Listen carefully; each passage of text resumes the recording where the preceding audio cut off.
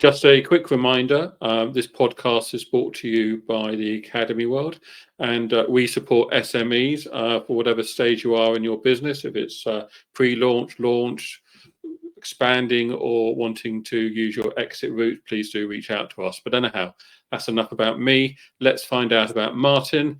So Martin, SEO is your field. How did you get into that? It is my field. A long time ago, actually, 13 years ago, I was doing some bits and bobs with affiliate stuff, and I said, why aren't these sites being picked up by Google? And then I discovered this black world, this dark art of SEO, and how you can change things to make Google understand what your page is about. And that's what it is. You know, you're not trying to con them because they're too smart. You're just trying to make sure that they understand what you're talking about and what your site's about.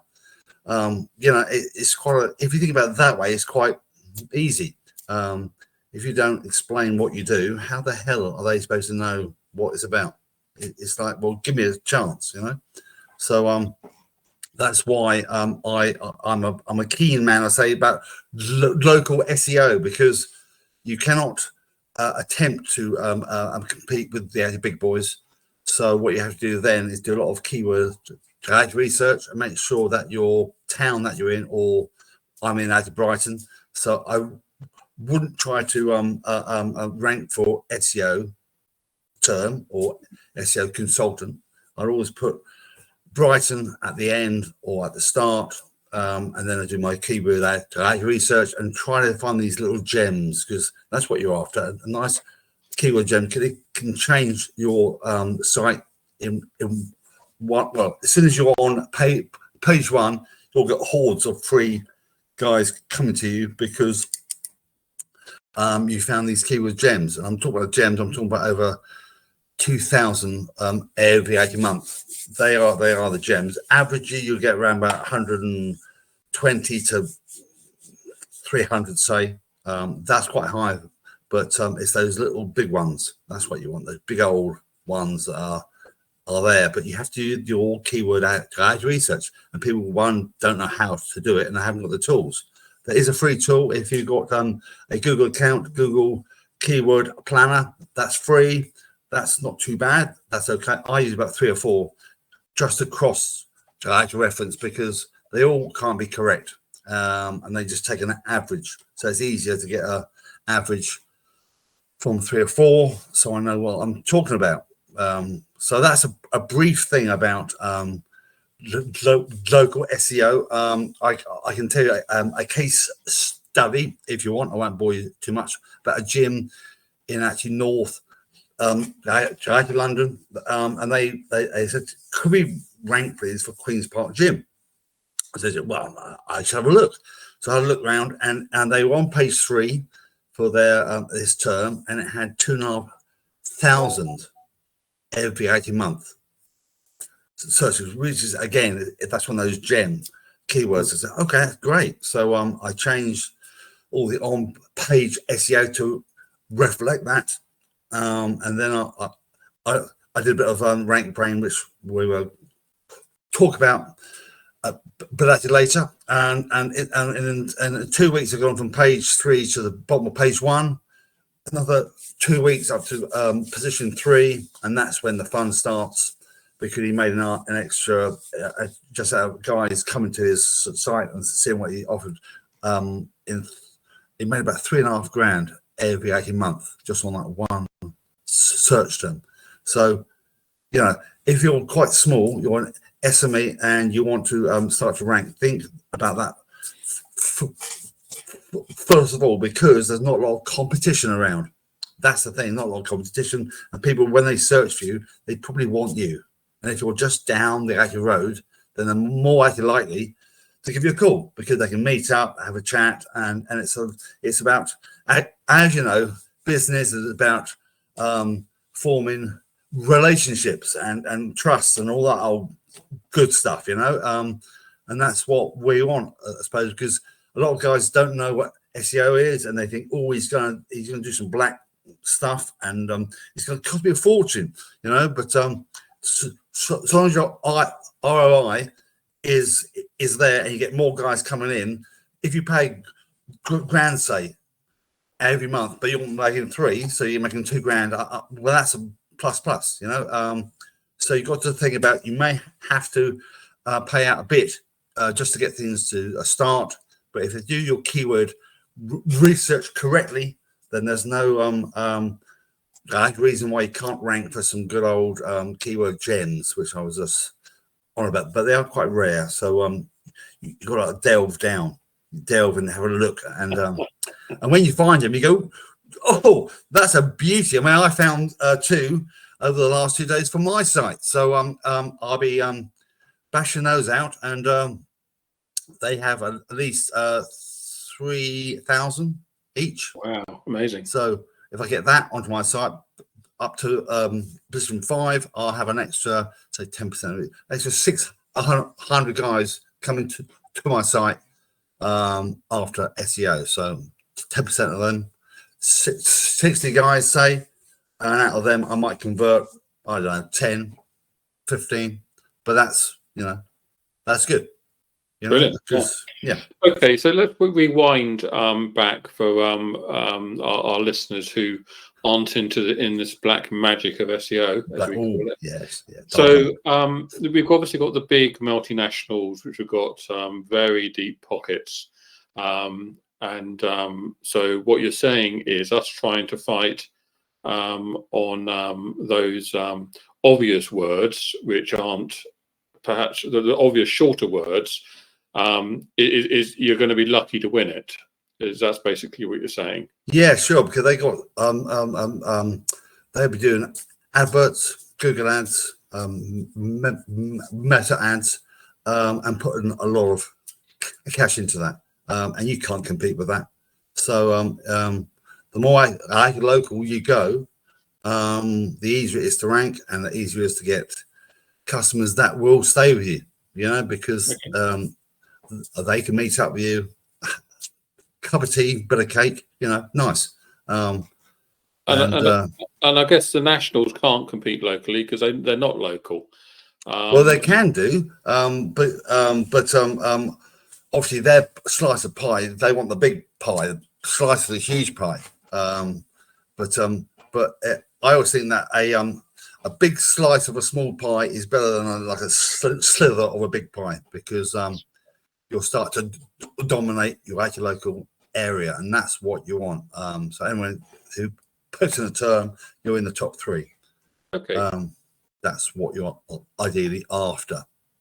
But there's more to it than that. So your suggestions are that you target your local community, because there's some gems there which are relatively low-hanging fruit, which if you know what tools you're using and a little bit of changing on your website, which we're not going into today, could generate some good business for you.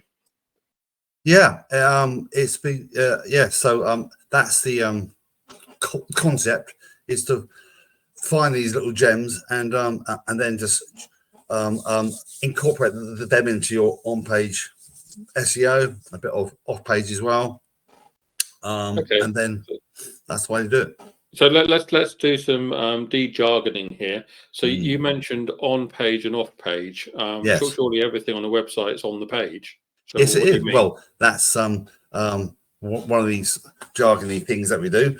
On-page SEO is about me going into the site and putting some stuff in the meta data, description tags, alt tags, H1 tags, and all that old stuff that people don't know it's there, but it's there so Google understands what the site's about, and that's done content as well. So that's all done on the page, so that's what it's called, on page. And off page is done outside your actual site, so links are inbound to your website from actual relevant sites. I mean, there's no point if you're SEO guy me getting a site from a carpet site. It's just ridiculous, you know. So I have to get my links in to me from actual relevant websites, and that's where it helps with other scores like DA scores, which is domain authority. So Google can see that you're just not some fly on the wall. I was going to say that's not the right term. So he can see, or they can see. I say they, not he, because in this strange world, that you have authority of what you do, because with the new Google update, I'm not sure if anyone out there knew about this. Beginning of December last year, they brought a new core update for the it's called EEAT, experience, expertise, authoritativeness, and trustworthiness. So when you do a search on Google, it wants to give you the best option for what you're asking it.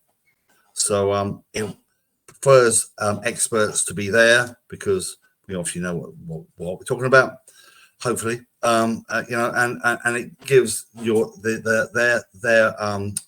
clients, as their viewers, I suppose, the best experience. And then when I get onto your site, you have to have them a good user experience as well. So it's all clear about their journey through your website, and that's what it wants. And if you can see that, along with site speed, which has always been huge, then it will reward you with higher Google rankings. And that's what we all want, because I said you get into the top 3, or say top half, 5, and that's when the fun starts, because that's all free traffic coming to you.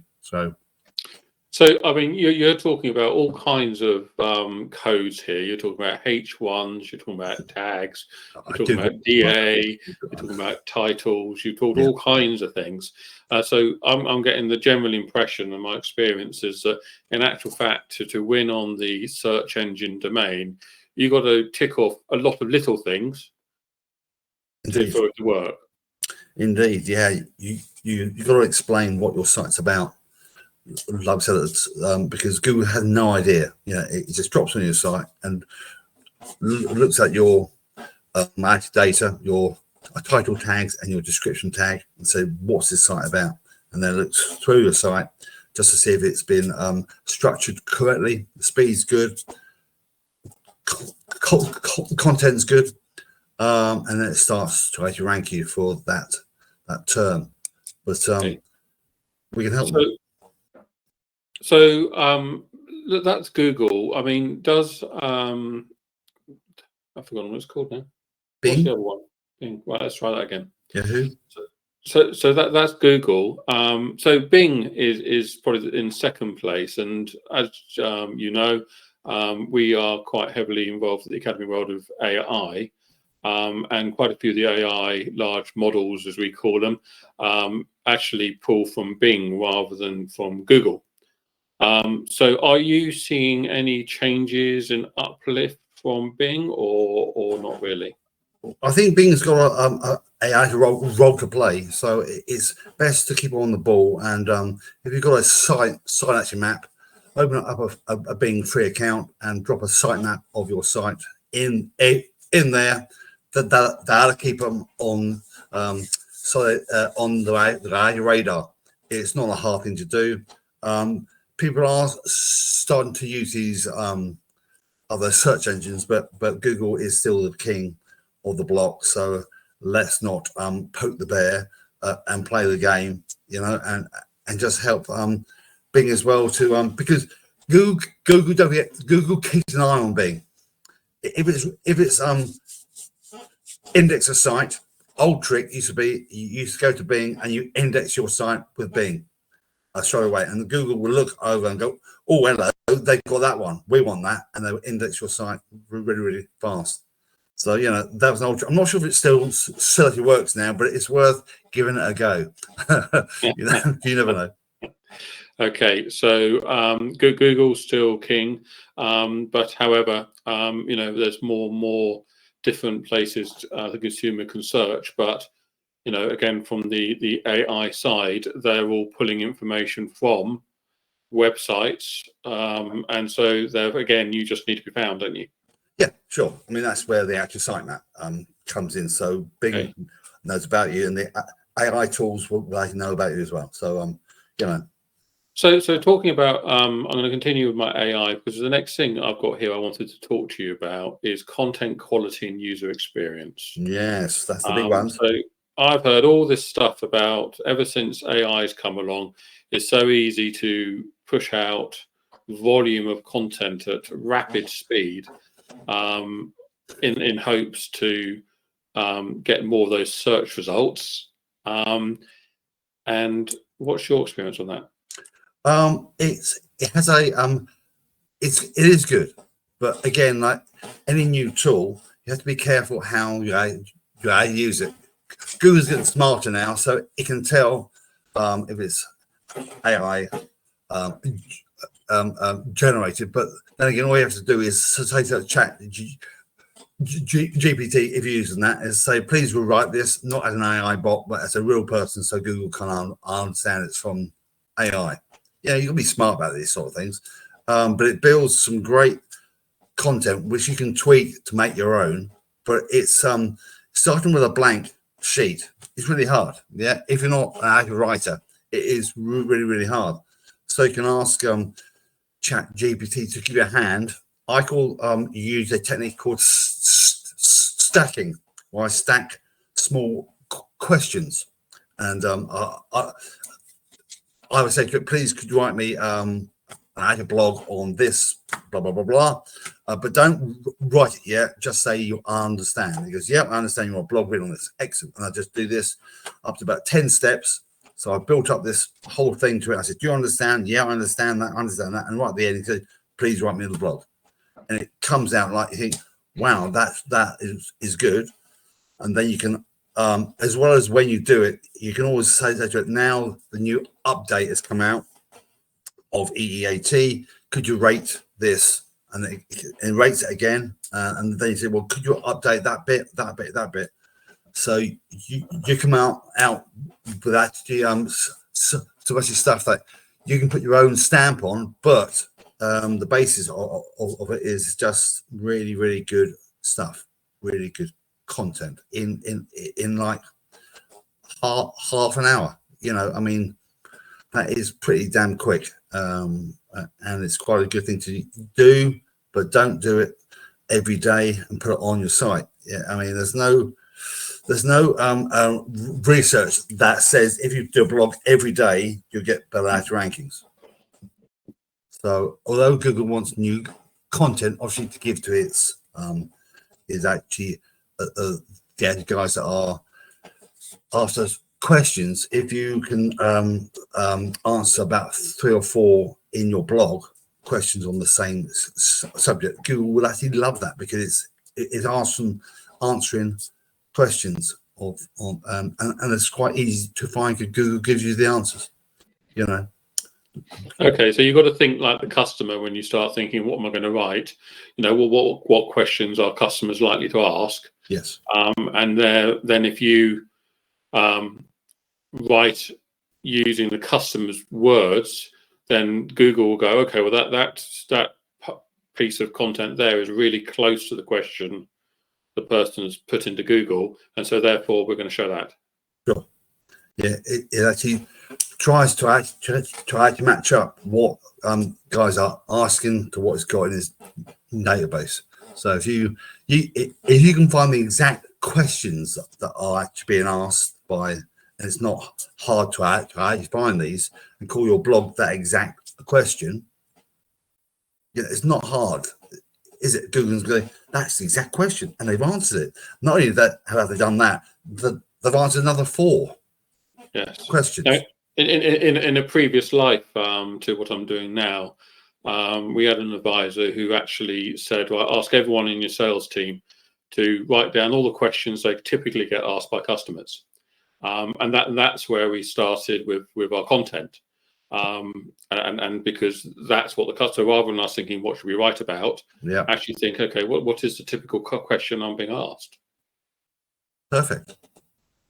Okay, so let's go back one moment, because you used another abbreviation, I call it. So EEAT, you said. Yes, I did say that earlier, but it's a new experience expertise, authoritativeness, I can't say that word, and trust. So those 4 things is it wants to see them because it's tired, I suppose, of seeing stuff that won't give the right experience, because to asking questions. Okay, so how would you demonstrate your expertise then? No idea. Oh, okay. I'll edit that out. No, I don't. Well, obviously, I will speak about what I do and how long that I've actually done it, and my experience with actually dealing with it, and a few case actually studies as well, testimonials, of course. Big, yeah, because they're always good to have. And you don't have to have it on a separate page. You can put it on mine. It's actually on the home page, because I want people to read through the journey and end up with, well, this guy, he's really actually helped me. So it's like a call to action towards the end and a big tick on my behalf, So and that's a thing that everyone can actually do. It's not hard, and you can use Chat GPT as well to help you. It's not. Just so you can get the, as I said, the meat on the bone, and then just tweak it until it sounds like you. Or you can train it to understand your tone and how you write, and then it's fine. But that's on the paid data version. But so it is also the courses. So what Google are looking for with this EEAT is experience, expertise, authoritativeness, and trustworthiness. Yes, that's what it's after. And you need to demonstrate that when you're writing on your web page. Absolutely. And plus there's other things as well. A DA score, high DA score, which is your domain authority score, is good. And trust flow as well is good. So it knows that you're a good site, because a lot of guys have quite low scores of those. Mm-hmm. And as soon as you get them higher, it's another tick. It's another tick. They got good DA, good trust flow, good actually content, and thereafter these actually search terms. We would give it to them.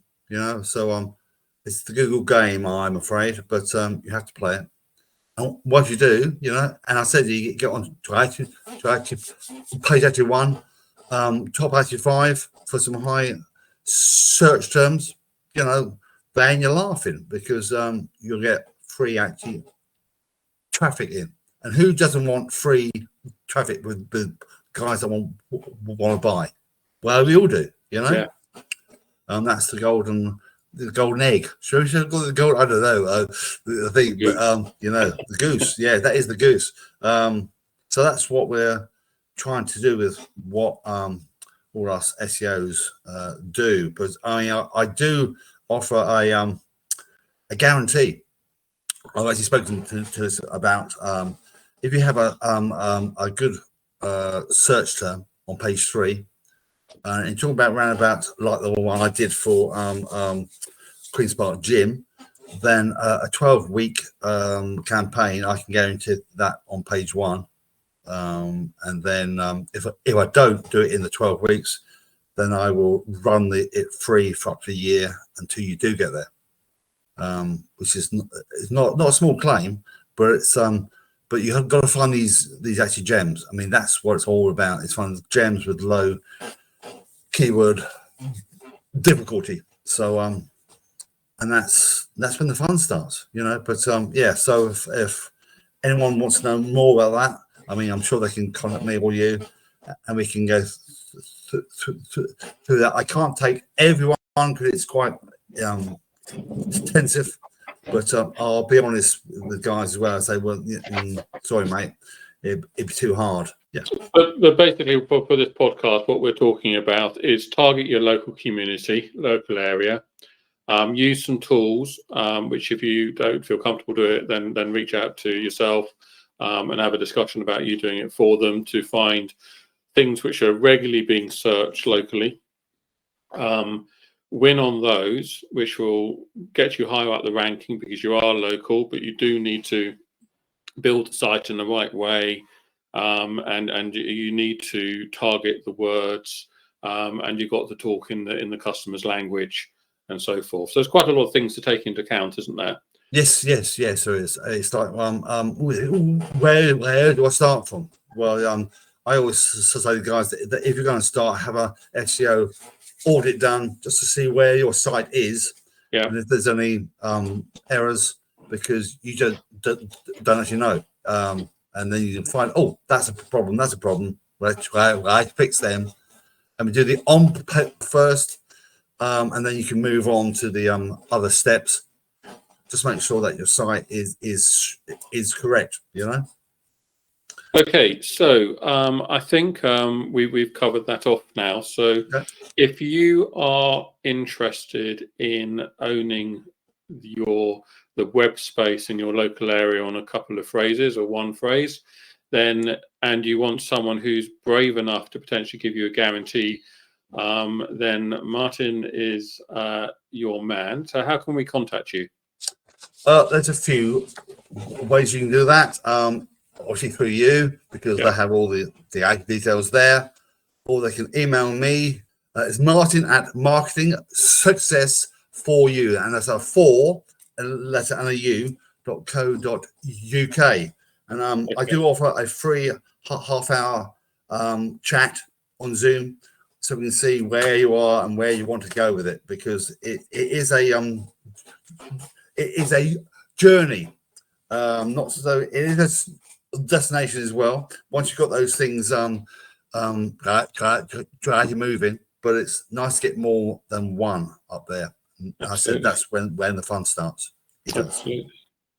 So what we'll do is we'll try and put the codes for as many of the acronyms you've been using as possible in the notes, whatever platform you're watching this on or listening to it.